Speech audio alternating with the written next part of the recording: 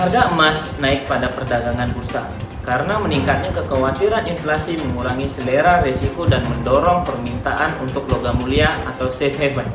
Meskipun dolar AS yang naik membatasi kenaikan harga emas batangan. Apakah harga emas dunia akan kembali tembus ke level 1.900 per troy ounce? Hari ini kita akan kumpas tuntas faktor-faktor apa yang menyebabkan harga emas bisa terbang. Gold to the moon.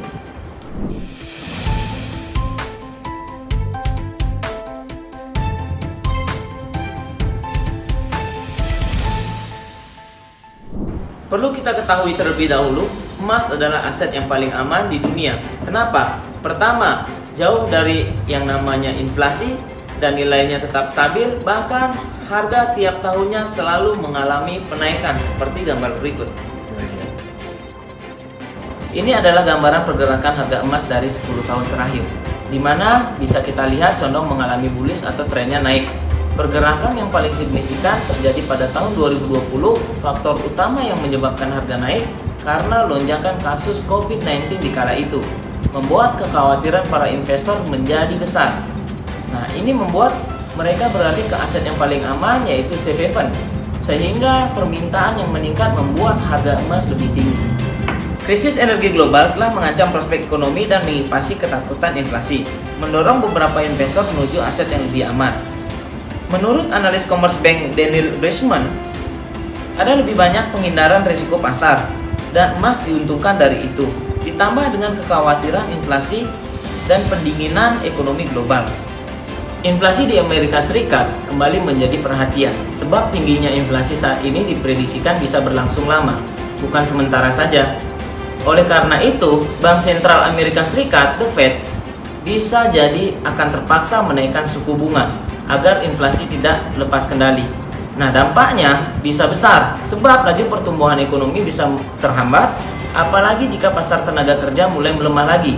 Yield obligasi Amerika Serikat pun bergerak volatil kemarin.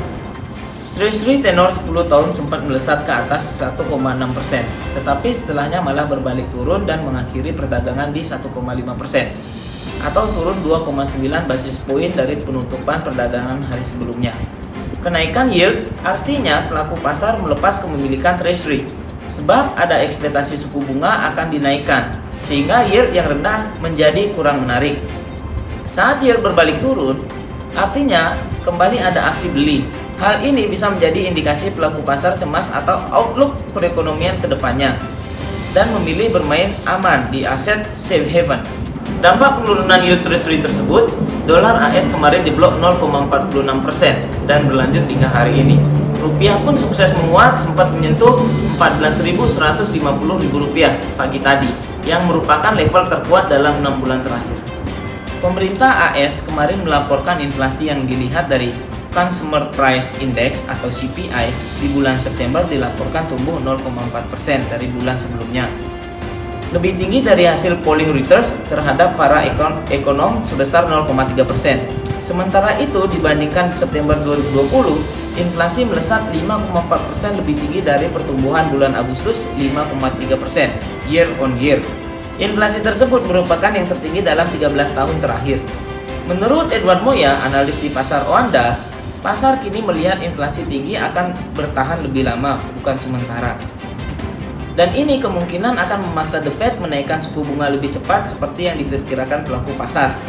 Sebelumnya, pasar melihat suku bunga akan dinaikkan pada Desember 2022, tetapi kini maju di September tahun depan, sebagaimana dilansir di CNBC Internasional. Kecemasan akan inflasi yang semakin tinggi juga terjadi akibat krisis energi yang terjadi di beberapa negara, membuat harga komoditas seperti gas alam, minyak bumi, hingga batu bara meroket di tahun ini. Dampaknya, harga energi meningkat yang bisa memicu inflasi. Secara historis menjelang akhir tahun selalu ada momen peningkatan nilai investasi di pasar saham dan keuangan akibat window dressing. Begitu pula yang terjadi pada tahun ini. Window dressing merupakan strategi yang dilakukan perusahaan maupun manajer investasi untuk mempercantik portofolio investasinya. Kenapa emas menjadi pilihan? Karena dari historical data dari tahun 2014 sampai 2020 emas mengalami penaikan. Kita ambil contoh di tahun 2014, emas mengalami penaikan 165 poin. Di 2015 emas mengalami penaikan 82 poin. Di 2016 emas mengalami penaikan 98 poin. Di 2017 emas mengalami penaikan 130 poin.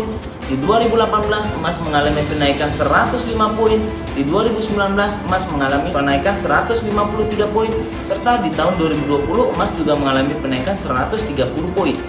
Maka jika kita rata-ratakan harga emas bergerak pada saat momentum window dressing adalah sebesar 123 poin.